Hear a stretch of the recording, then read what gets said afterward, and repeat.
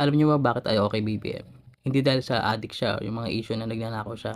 Alisin na natin yun, wag na nating isama yun. Kaya di ko siya gusto or yung mga tipo ng presidente na kagaya niya. Dahil wala siyang sense of authority. Wala siyang magandang leadership. Yung tipong boses niya pa lang or pananalita niya, hindi mo na panghahawakan. Wala siyang sense of urgency. Parang wala siya sa sarili. Wala kang makuhang wisdom pagkasalita siya. Wala siyang sense of compassion or whatsoever. And take note, siya yung presidente or siya yung pinakaama, tatay ng buong bansa. He is not just the leader of a barangay or town, buong Pilipinas. Kaya hindi ko masisi yung ibang tao kung bakit sila masyadong reactive. Ang daming Pilipino, ang daming taong magagaling at matatalino dito. In spite of that, siya yung presidente o siya yung leader ng bansa natin. And sa sense na ganun, nakaka-offend yun. Kasi ikaw yung pinakatatay ng buong bansa. You represent the country. You should be the representation of the culture of the whole Filipinos as a whole. Dapat maramdaman yung concern, yung ibang level of maturity. Your intelligence and your character should be exceptional. Lalo na pag re-represent mo yung buong Pilipinas. Yung mararamdaman naman namin na proud kami na ikaw yung Pangulo namin. Diba? Hindi ko maramdaman sa kanya yun. Saklap pa nun, yung kabaligtaran na nararamdaman natin.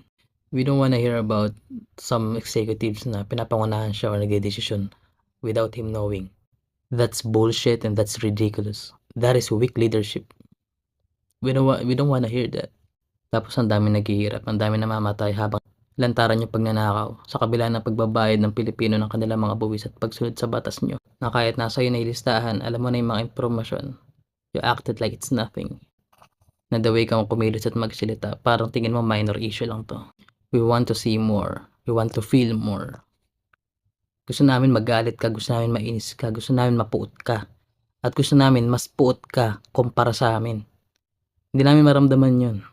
BBM, presidente, hindi ko maramdaman yun. He should be so upset, he should be so mad dahil tinarantado yung bansa niya, yung nasyon niya. Yun kung mahal na mahal lang talaga niya yung Pilipinas at yung mga tao sa Pinas. If you're being honest lang guys, nakukulangan tayo sa kanya. Aminin nyo sa hindi. Na dapat mas na-offend siya, mas hate niya yung nangyari. Hindi yung parang ang iniintindi niya paano niya ilulusot yung sarili niya. That's not supposed to happen guys. And dapat certain ka sa mga sinasabi mo, lalo na pag nagsasalita ka sa harap ng mga kababayan mo. You're giving them information, you're giving them courage, you're giving them hope. Dapat sure ka.